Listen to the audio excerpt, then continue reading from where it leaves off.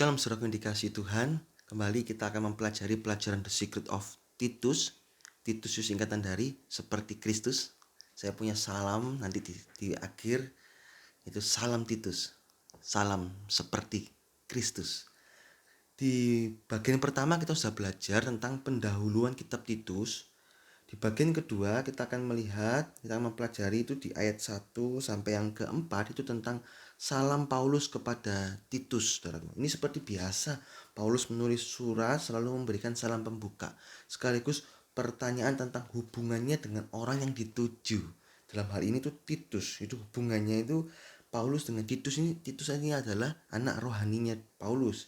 Di sini kita bisa melihat pernyataan Paulus betapa Allah itu menyatakan banyak hal kepada dirinya. Hal inilah yang mau disalurkan kepada Titus. Di 1 Korintus 11 ayat 1, Paulus juga mengatakan apa? Turutlah teladanku, itu dalam terjemahan lama. Turutlah teladanku seperti aku menurut teladan Kristus. Ayo, ini juga Paulus. Kamu turut teladanku Titus. Ini loh, saya berikan nasihat-nasihat ini. Kamu turuti ini. Ini betapa Paulus ini mengasihi Titus, betapa Paulus ingin menyalurkan banyak hal, berkat-berkat yang sudah Paulus terima itu disalurkan kepada Titus, saudaraku, anak rohaninya. Dan terakhir ditutup dengan memberikan doa berkat. Kita langsung masuk dalam Titus 1 ayat 1, saudaraku. Saya bacakan dalam terjemahan King James Indonesia, berbunyi demikian, dari Paulus, hamba Allah dan Rasul Yesus Kristus, menurut iman orang-orang pilihan Allah dan pengetahuan dari kebenaran yang sesuai dengan ibadah. Nah, bagian yang pertama kita akan belajar tentang dari Paulus, seorang hamba Allah. Nah, Paulus mengenalkan dirinya sebagai hamba Allah. Orang yang menjadi hamba Allah harus berlaku seperti halnya hamba Allah. Beberapa orang mengaku sebagai hamba Allah, tapi perilakunya tidak seperti layaknya seorang hamba Allah. Mereka mengenalkan diri sebagai hamba Allah, ternyata bukan hamba Allah. Mereka hamba iblis, hamba uang, hamba kenajisan. Sedangkan Paulus mengenalkan diri, saya hamba Tuhan, hamba Allah. Dan itu memang terbukti, saudara. Hamba adalah sebutan yang sangat hina di mata dunia. Karena mereka lebih senang dijadikan pemimpin, disebut pemimpin, bos, betul kan? Siapa yang mau jadi pembantu atau hamba? Nah, kalau jadi bos kan senang begitu, bisa perintah sana perintah sini. Secara luar memang tidak ada yang senang dijadikan hamba, tapi secara rohani, nah mereka nggak tahu bahwa mereka ini seorang hamba. Kenapa, saudaraku? Setiap manusia di dunia secara rohani adalah seorang hamba. Pengertian dari hamba itu terlihat dari singkatan. Saya punya singkatan hamba itu hanya melayani Bapa. Bapak siapa? Bapak di dunia itu iblis. Ada dua bapak di sini, bapak iblis atau bapak di sorga. Itu di dalam 1 Yohanes 3 ayat yang ke 9 dan 10, saudaraku. Itu hanya ada dua bapak. Nah, itu 1 Yohanes 3 ayat 9 dan 1 Yohanes 3 ayat 10, saudaraku. Seorang hamba itu identik dengan melayani tuannya. Nah, walaupun kita mengaku hamba Allah, tapi kalau kita melayani uang atau melayani iblis, itu bukan hamba Allah. Kita hamba iblis, hamba uang, saudaraku. Hati-hati. Jadi, kalau kita mengaku sebagai hamba Tuhan, hamba Allah, ayo kita mau berlaku seperti hanya seorang hamba. Nah, Tuhan Yesus itu juga dikatakan sebagai hamba. Putra manusia Yesus saat dia di dalam dunia ini itu juga seorang hamba Allah. Nah, dan dia terbukti sebagai hamba Allah sampai hanya selesai penebusan di kayu salib itu dia kembali menjadi Allah. Tuhan Yesus itu awalnya ada Allah yang kekal, menjelma menjadi manusia sesaat selama 33,5 tahun kurang lebih. Kemudian dia bangkit, dia mati, dia bangkit lagi, dia kembali menjadi Allah yang kekal. Nah, orang-orang yang mengenal kebenaran firman Tuhan itu dijadikan hamba Tuhan juga. Nah, kita harusnya bersyukur bisa dijadikan hamba Tuhan dengan latar belakang kita yang hina dan penuh dosa, saudaraku. Tapi kita bisa disucikan, bahkan diangkat sebagai hamba untuk melayani raja segala raja. Wow, itu suatu perkara yang mulia, jabatan yang mulia. Jadi kita bisa melihat rahasianya, ini jabatan yang mulia, saudara. Hanya ada 3 unsur hamba. Jadi saya sudah katakan hanya satu-satunya, tidak lebih, tidak ada kecuali, satu-satunya. Itu hanya. Nah ya, tidak bisa dicampur dengan separuh melayani Tuhan, separuh melayani iblis. Tidak bisa. Hanya satu. Orang yang separuh-separuh itu tidak akan bisa melayani. Pasti akan kehilangan salah satu, yaitu Tuhan. Matius 6:24. Orang tidak bisa melayani dua tuan, Allah dan Mammon. Pasti satu akan dibenci dan satu akan dikasih. Yaitu yang dibenci adalah Tuhan, yang dikasih adalah iblis atau Mammon, saudaraku. Kedua, melayani. Ini adalah tugas seorang hamba, yaitu melayani, bukan jadi bos. Kadang hamba-hamba Tuhan berlaku seperti layaknya bos, diperintah pasang tarif. Oh, kalau aku pelayanan sekian, bayarannya sekian, dan lain sebagainya. Atau saya minta hotel bintang 5 minimal, dan lain sebagainya. Hati-hati. Kita ini hamba. Hamba ini tidak bisa menuntut. Kita baca di dalam Yohanes 17 ayat yang ke Lukas, saudaraku. Lukas 17 ayat yang ke 10. Demikian jugalah kamu, apabila kamu telah melakukan segala sesuatu yang ditugaskan kepadamu, hendaklah kamu berkata, kami adalah hamba-hamba yang tidak berguna. Kami hanya melakukan apa yang kami harus lakukan. Lihat, tidak ada kata-kata permintaan terlebih dulu dari seorang hamba, yaitu tetapi yang ada adalah melakukan segala sesuatu yang ditugaskan. Setelah melakukan apa yang dilakukan seorang hamba, apakah dia minta upah? Tidak, dia hanya katakan kami hanya melakukan apa yang kami harus lakukan, gitu aja. Tidak ada kata sebelum melakukan tugas saya minta hotel bintang 5, saya minta uang sekian, saya minta fasilitas ini. Tidak ada. Jelas. Adakah berterima kasih kepada hamba itu di ayat yang ke-9? Tidak ada. Lihat ini saudaraku ya, ini melayani itu seperti ini. Demikian juga secara lebih dalam lagi, orang yang menjadi hamba Tuhan itu tidak hanya melayani Tuhan, tetapi juga kita mau melayani apa yang Tuhan mau, yaitu melakukan perbuatan-perbuatan kudus seperti halnya kehendak Tuhan. Itu seru, itu melayani Tuhan. Bukan pelayanan di mimbar, pelayanan worship leader, musik. Oke, itu juga melayani Tuhan. Tetapi lebih dalam lagi, yaitu apa? Perbuatan-perbuatan kita harus melayani Tuhan, tampak seperti pelayan Tuhan. Kalau kita melayani iblis, maka kita melayani dia dengan perbuatan-perbuatan dosa. Bahkan dosa-dosa dalam tubuh sendiri sampai rusak. 1 Korintus 6 ayat 18, yaitu dosa perzinahan, sehingga binasa masuk ke dalam neraka, saudaraku. Nah, itu saudaraku ya. Sedangkan orang menjadi hamba Tuhan itu lebih sulit daripada menjadi hamba iblis. Karena daging itu lebih cocok dengan dosa.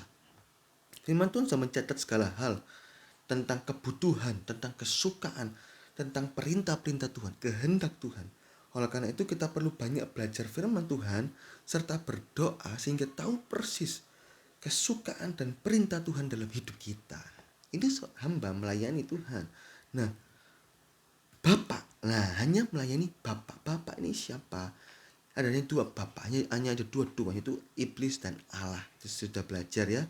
Nah, saya tulis di sini saudaraku, ada 12 kriteria sebagai hamba Allah. Ini sebagai pembukaan ini kita harus mengerti dulu tentang hamba Allah, saudaraku. Karena Paulus mengenalkan dirinya sebagai hamba Allah, dan Paulus ingin Titus juga mengenalkan diri sebagai hamba Allah. Juga kita sebagai orang-orang beriman yang punya kebenaran firman Tuhan juga harus mengenalkan diri kita sebagai hamba Allah.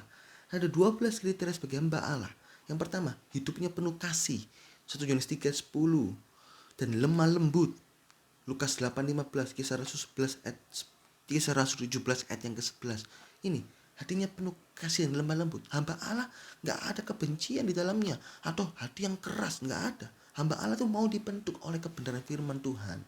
Kedua, pikirannya sesuai dengan pikiran Kristus. Hamba Allah gak bisa berpikir seperti pikiran sendiri.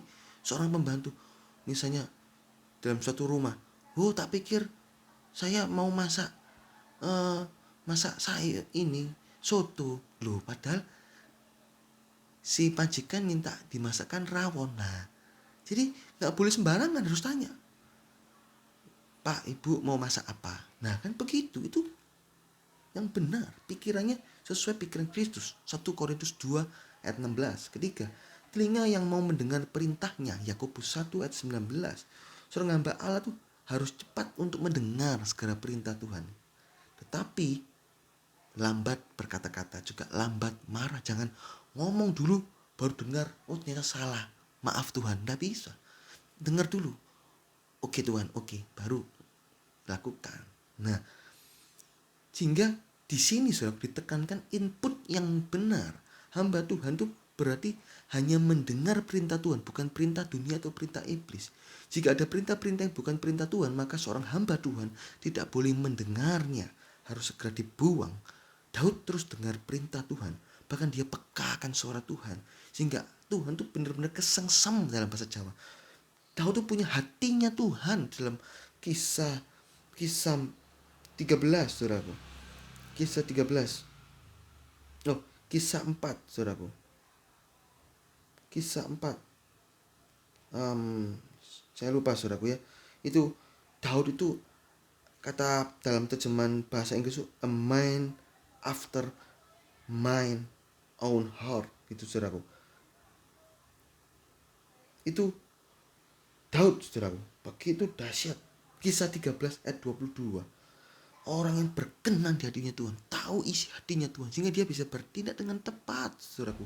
Kecuali 2 perkara, yaitu Batsyeba dan pendaftaran. Tapi selebihnya dari itu, Daud begitu berkenan kepada Tuhan. Nah, hamba-hamba Tuhan seringkali itu tidak segera membuang perintah yang bukan perintah Tuhan. Perasaan hati, tapi dinikmati, direnungkan, bahkan disimpan dalam hati, sehingga suara Tuhan menjadi tidak kedengaran. Akhirnya suara Tuhan hilang, yang dituruti suara dunia, suara iblis, atau suara hati kita sendiri. Hati-hati, saudaraku ya.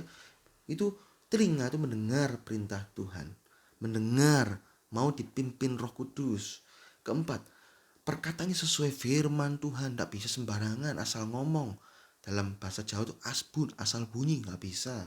Kelima, tangannya mau melakukan hal yang benar di pemandangan Tuhan.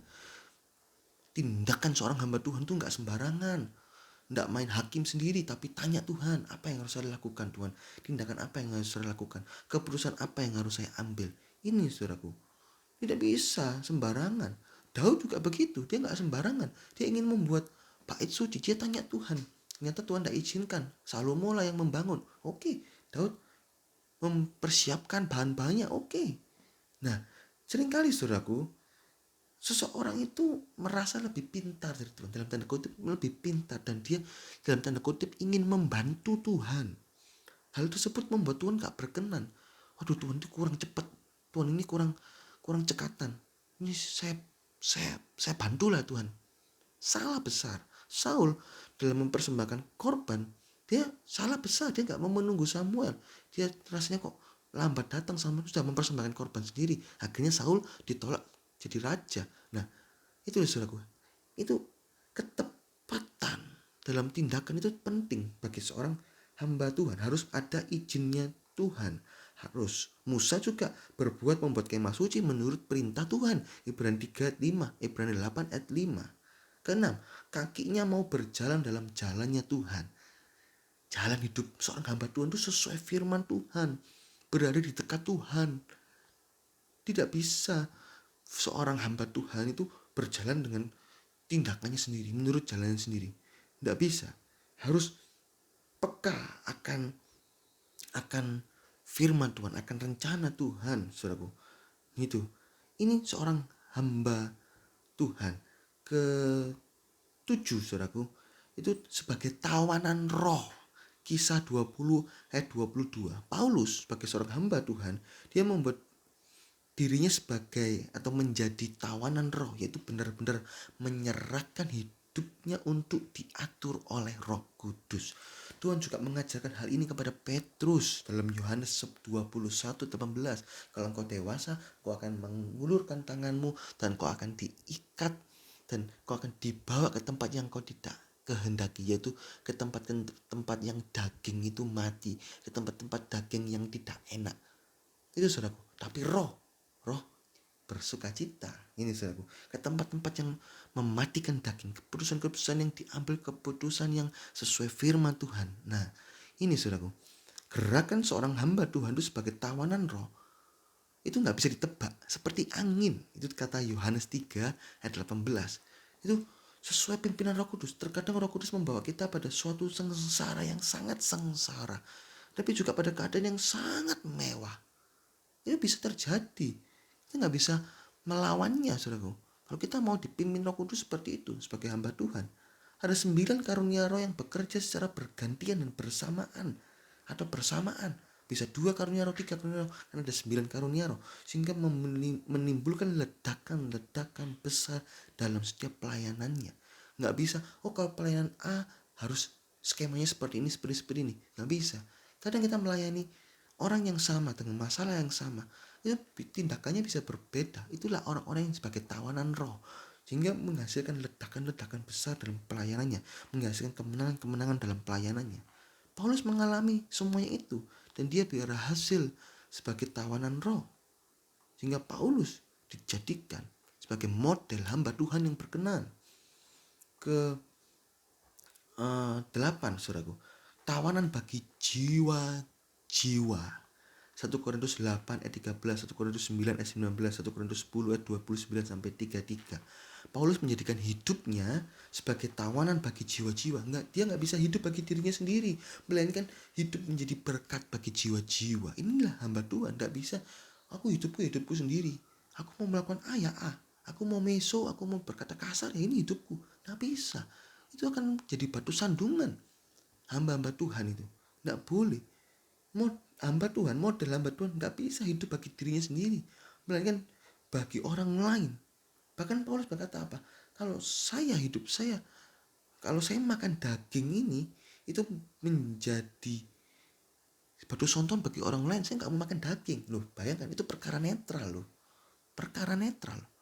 Seorang hamba Tuhan juga seperti itu. Waduh, daripada nanti bikin keributan, saya mending nggak melakukan. Nah, itu adalah ciri-ciri hamba Tuhan sebagai tawanan jiwa-jiwa. Intinya menjadi berkat bagi jiwa-jiwa, ingin menyenangkan hati Tuhan melalui persembahan jiwa-jiwa yang bisa meneladani hidupnya, jiwa-jiwa yang bertumbuh, jiwa-jiwa yang diberkati, jiwa-jiwa yang dimenangkan, percaya Tuhan Yesus. Itu menjadi mahkotanya hamba Tuhan. Jadi semua yang dilakukan, segala yang diinginkan hanyalah untuk menjadi berkat bagi jiwa-jiwa. Tidak bisa menjadi batu sandungan tuh hamba Tuhan yang jahat, keji, hamba Tuhan yang berdosa. Hamba Tuhan yang benar tuh hamba Tuhan yang jadi berkat. Ke-9, tersalib bagi dunia dan sebaliknya, dunia tersalib bagi hamba Tuhan itu. Galatia 6 ayat 14. Hamba Tuhan yang sejati adalah seorang yang telah tersalib bagi dunia, dan di dunia juga telah tersalib di dalam hidupnya. Artinya benar-benar terputus dari dunia ini, mau diasingkan untuk melayani Tuhan. Dunia sudah mati, tidak berdaya untuk menggoda seorang hamba Tuhan dengan segala kemewahan dunia. Itu dalam 1 Korintus 7 ayat 31. Paulus mengatakan memakai dunia ini seperti orang tidak pakai. Kalau ada dipakai, kalau nggak ada ya sudah. Nggak ada ikatan dalam dunia ini. Bahkan dunia ini dianggap sebagai sampah. Filipi 3 ayat yang ke-8. Isi pikiran, keinginan, tindakannya hanya untuk melayani Tuhan saja.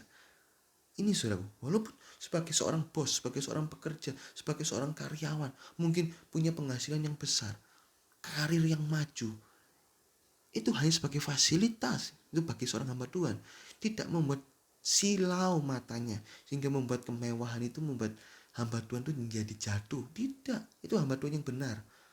Semua fasilitas yang ada dalam hidupnya dipakai untuk memuliakan nama Tuhan.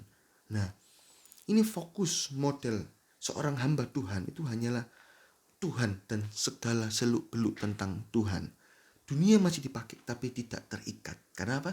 Sudah ditawan oleh Roh Kudus, terikat oleh Roh Kudus. Roh Kudus membawa kemanapun Roh Tuhan mau.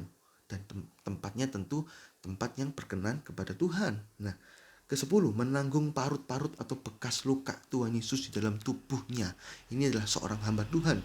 Galatia 6 ayat yang ke-17 dalam terjemahan King James. bahasa Inggris. Ada bekas luka, scar. Paulus mau menanggung bekas-bekas luka Tuhan Yesus dalam tubuhnya. Ini juga bukan secara jasmani.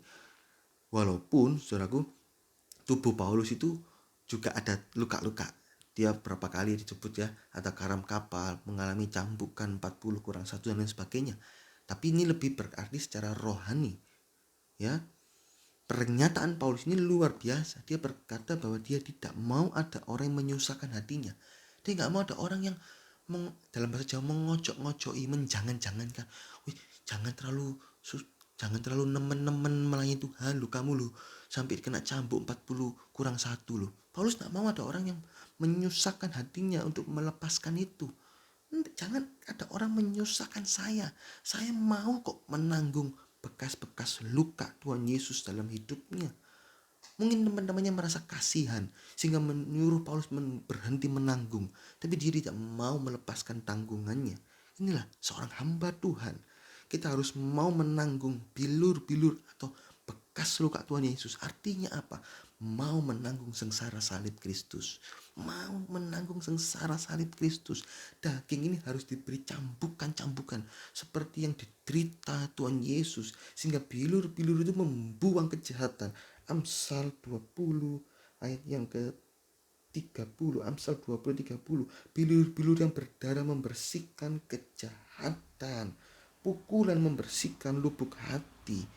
Ini saudaraku. Jadi Paulus tidak mau. Kenapa? Saat dia sengsara karena menanggung salib Tuhan, itu mendewasakan dirinya, itu menyucikan dirinya, itu menyempurnakan dirinya, saudaraku.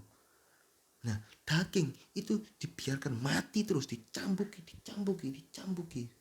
Dalam 1 Korintus 9 ayat yang ke-27 dibuat tidak berdaya. Roma 6 ayat yang ke-6 dibuat tidak berdaya, dikatarkiukan, dinulkan, tidak boleh dibuat bersuara. Itu saudaraku tentang menanggung cambuk-cambuk. Ada berapa cambuk? Banyak. Dalam segala segi hidup kita harus cambuk daging itu. Kejujuran, jangan ada kebohongan. Kedisiplinan, jangan ada kemalasan. Tanggung jawab, jangan ada kemalasan juga. Ini saudaraku. Terus juga kejujuran itu jangan ada korupsi di dalamnya juga. Juga setia, jangan tidak setia dan lain sebagainya. Hidup makin suci, tumbuh bahkan sampai sempurna. Jadi hamba Tuhan harus berani menanggung sengsara karena salib. Mungkin dicaci maki, jangan balas caci maki, jangan balas emosi, jangan balas marah. Tapi berkati, tapi ampuni. Itulah hamba Tuhan. Selama masih hidup harus mau menanggung sengsara karena salib. Bukan sengsara karena dosa. Kalau memang hamba Tuhan itu berzina, terus ditegur, terus juga mendapat hukuman, masuk penjara, atau mendapat hukuman-hukuman yang lain, ya itu bukan karena salib, itu memang hukuman bagi dirinya, dan itu harus bertobat sungguh-sungguh. Masih beruntung diberi hukuman, kan langsung mati, masuk neraka loh saudaraku. Oleh karena itu yang paling benar itu adalah menanggung sengsara salib Kristus, bukan sengsara karena dosa. Ke 11 saudaraku, memakan nasi tiap hari. Ini seorang hamba Tuhan. Apa singkatan dari nasi? N, persekutuan. A, doa. S, siap melayani. Nah ini, N itu firman. N lagi persekutuan. A, doa. SI, siap melayani. Harus makan firman, makan juga persekutu, juga punya kehidupan doa, dan selalu siap melayani Tuhan. Nah, kalau saya boleh tambahkan, itu ada 7 kebutuhan pokok rohani seorang hamba Tuhan. Itu pertama, harus ada persekutuan, juga harus ada kesucian, juga harus ada pikul salib, juga harus ada kehidupan doa, juga harus ada ibadah, pertemuan-pertemuan ibadah. Terus juga harus ada firman Tuhan, juga harus ada pelayanan.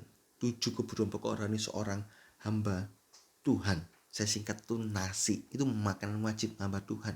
Firman, persekutuan, doa, siap melayani, juga hidup suci, pikul salib. Itu juga harus persekutuan. Itu juga seorang hamba Tuhan. Dan terakhir, ke-12, berbuah-buah lebat. Yohanes 15 ayat yang ke-16. Tuhan itu menetapkan kamu sebagai seorang hamba Tuhan untuk menghasilkan buah, dan buahnya itu lebat. Jadi kita sebagai hamba Tuhan, mungkin sebagai pendoa, mungkin sebagai penginjil, mungkin sebagai pemberita firman, mungkin sebagai worship leader, mungkin sebagai pemain musik, kita harus berbuah lebat pada tempatnya. Ini berbuah lebat itu melakukan kehendak Tuhan. Berbuah lebat itu juga berbuah karakter Kristus, pertumbuhan rohani. Berbuah lebat juga berbuah jiwa-jiwa, banyak jiwa-jiwa dimenangkan, banyak jiwa-jiwa ditumbuhkan. Itu artinya berbuah lebat, saudaraku.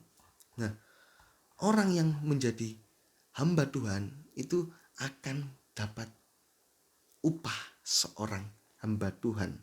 Ada berkat-berkat hamba Tuhan. Sama dengan halnya seorang yang bekerja dalam dunia, mereka mendapat upah dalam pekerjaannya. Orang yang bekerja dalam ladang Tuhan itu akan dapat upah, ya, akan dapat upah. Tapi upahnya berbeda dengan dunia. Seorang yang bekerja di ladang Tuhan itu untuk kebaikan dirinya sendiri. Kehendak Allah adalah mencetak hamba-hamba Tuhan yang mewarisi kekayaannya, yaitu kerajaan sorga. Kalau hamba di dalam dunia ini, mereka memperkayakan tuannya. Betul ya? Masa misalnya nih, seorang pekerja, penghasilan perusahaannya itu misalnya 100 juta per bulan. Sudah, kamu tak kasih 99 juta. Aku bosmu tak cuma ngambil 1 juta. Gak mungkin. Pasti gajinya si karyawannya mungkin dikasih mungkin 3 juta atau 4 juta per bulan. Nah, 96 jutanya diambil sama bosnya. Tapi kalau Allah tidak seperti itu, maka dari itu saya tulis di sini, seorang yang bekerja di ladang Tuhan itu untuk kebaikan dirinya sendiri. Karena Allah memberikan pelayanan, kamu melayani aku, mungkin sebagai penginjil, kamu akan dapat upah, kamu akan dapat berkat dari pada waktu kamu melayani Tuhan. Nah, ini loh saudaraku, enak kan bekerja di ladang Tuhan, kita diangkat sebagai putra-putra Allah. Yohanes 1:12, kita mewarisi kerajaan sorga. Lukas 19 ayat yang ke-17. Nah, ini loh. Juga kita mendapatkan pertumbuhan rohani, bahkan hidup kita menjadi seperti Kristus. Lihat, dapatnya loh luar biasa. Bekerja sedikit tapi hasilnya besar. Roma 8 ayat yang ke-18. Sengsara dalam dunia ini itu tidak sebanding dengan kemuliaan yang kita nantikan. Ibaratnya ngepel 1 kali 1 meter, tapi mendapat gaji itu 100 triliun. Bayangkan itu. Inilah seorang hamba Tuhan. Ini berkat-berkat hamba Tuhan saya berikan sekilas, saudaraku. Yang pertama, dibangunkan sebuah keluarga yang teguh. 1 Raja-Raja 11 ayat yang ke-38. Itu akan ada kelompok atau keluarga hamba-hamba Tuhan. Tapi gak otomatis. Kita sebagai yang pertama, kita harus bergerak menggarami keluarga kita, sehingga keluarga kita, mungkin kita menikah, istri kita punya anak, kita didik anak kita bertumbuh sebagai seorang hamba Tuhan, bukan menikah yang baik, yang dalam kekudusan, akhirnya punya cucu juga seorang hamba Tuhan, dan terus dibangun sebuah keluarga yang teguh. Ini loh, jika kita mengaku cinta keluarga, maka kita akan berusaha keras untuk menjadi berkat dalam keluarga kita. Salah satunya menjadi hamba Tuhan yang berkenan, menjadi contoh dalam keluarga kita. Yang kedua, beroleh tingkatan yang baik. 1 Timotius 3 ayat yang ke-13. Ini salah satu kehendak Tuhan, memiliki tingkatan yang baik, yaitu terus bertumbuh sampai seperti Kristus. Yang ketiga, beroleh keberanian yang besar dalam iman yang ada di dalam Kristus Yesus. Itu juga di dalam 1 Timotius 3 ayat yang ke-13. Artinya apa? Keberanian dalam iman yang ada dalam Kristus. Keberanian itu apa? Keberanian untuk melangkah masuk ruangan maha suci. Ini loh, pelayanan itu punya janji bisa jadi sempurna, disempurnakan, saudaraku. Keempat, mahkota kerajaan surga, jelas 2 Timotius 3 ayat yang ke-7, 1 Petrus 5 ayat yang ke-4. Kelima, mendapat garansi kehidupan dalam dunia, 1 Korintus 9 ayat yang ke-7. Berkat-berkat jasmani juga mengalir, walaupun itu hanya fasilitas, itu gak boleh dituntut, itu hanya fasilitas, upah, fasilitas kita untuk kita berbuah-buah. Kalau kita mungkin melayani Tuhan, kata lagu, biar sonder gaji, biar gak digaji, tetap melayani Tuhan. Karena upah kita itu Kristus. Kejadian 15 ayat 1. Kristuslah upah kita. Puji Tuhan, Tuhan Yesus memberkati. Kita akan lanjutkan kembali saudaraku dalam ayat yang pertama lagi tentang Rasul Yesus Kristus. Puji Tuhan, Tuhan Yesus memberkati.